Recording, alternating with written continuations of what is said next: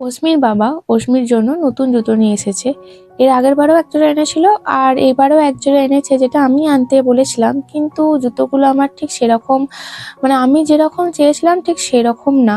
কারণ আগের ওগুলো ছিল একটুখানি শু টাইপের, আর পশম টসম দেওয়া ছিল, তো একবার ইস্যু করে দেওয়ার পরেই সেটা দ্বিতীয়বার আমি পরাতে পারতাম না।